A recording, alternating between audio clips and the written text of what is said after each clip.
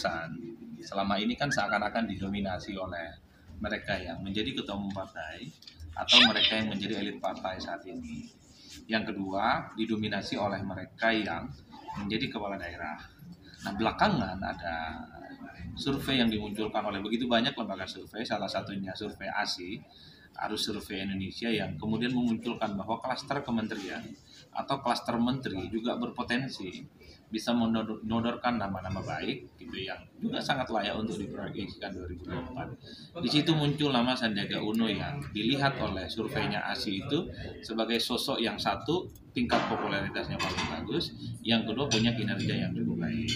Nah, saya di situ kemudian masuk berkomentar tentang sosok Sandiaga Uno yang saya lihat juga secara konsisten menunjukkan satu tren popularitasnya yang naik dan tingkat elektabilitasnya yang cukup bagus. Misalnya surveinya Mas Burhan kemarin di Indikator Politik memasukkan nama orang seperti Sandiaga Uno itu sebagai capres yang elektabilitasnya sudah masuk 5 besar, sudah bisa meninggalkan nama orang seperti AHY yang sudah lama diproyeksikan akan maju tapi sudah dilompati. Ataupun misalnya saat ini Sandi sedang nempel ketat terhadap perolehan elektabilitasnya Ridwan Kamil yang kurang lebih setahun 2 tahun ini selalu menjadi pembicaraan. Itu artinya apa? Sandi dibandingkan dengan menteri yang lainnya relatif cukup diperhitungkan, cukup dianggap layak dan cukup potensial untuk menjadi salah satu capres potensial di 2024. Tentu dengan variabel-variabel yang bisa dilihat, salah satunya ini tentu terjadi ketika Sandi didapuk menjadi menteri, ya, menteri pariwisata. Dari situ kemudian seakan-akan Sandi itu rebounds, namanya kemudian ramai diperbincangkan kembali sebagai salah satu sosok yang memang cukup layak untuk kembali didiskusikan dalam diskursus pencapresan. Apalagi kalau kita melihat kerja-kerja politik Sandi belakangan ini, memang seakan tidak ada lelahnya.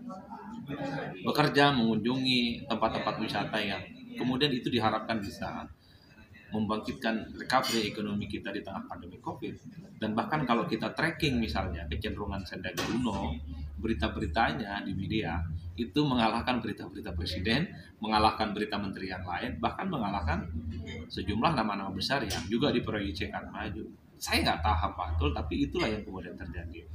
Makanya kemudian tadi ketika disinggung tentang portofolio politik, karakteristik pemilih kita di Indonesia, saya sebut Sandi ini paket komplit, all in gitu ya. Barang bagus karena dilihat dari berbagai karakteristik pemilih, masuk misalnya dari karakteristik pemilih sosiologis. Sandi itu dilihat sebagai capres yang dinilai dekat dengan umat Islam, sesuatu yang misalnya tidak didapat oleh Erick Thohir, tidak didapat oleh Sri Mulyani, tidak didapat oleh Erlangga ataupun Tri Risma Maharani, bahkan termasuk Prabowo sekalipun. Ketika bicara capres dekat dengan umat Islam, maka seakan-akan hanya didominasi oleh Sandiaga Uno. Itu dari klaster menteri. Nah, yang kedua misalnya dari segi psikologis, kalau dilihat secara rata-rata siapa capres yang dianggap mewakili kelompok milenial, yang muncul adalah nama Sandiaga Uno. Bukan hanya tampilannya, tapi personifikasi politiknya juga kelihatan cukup milenial. Itu yang disebut sebagai pemilih psikologis yang terakhir dari perspektif pemilih rasional.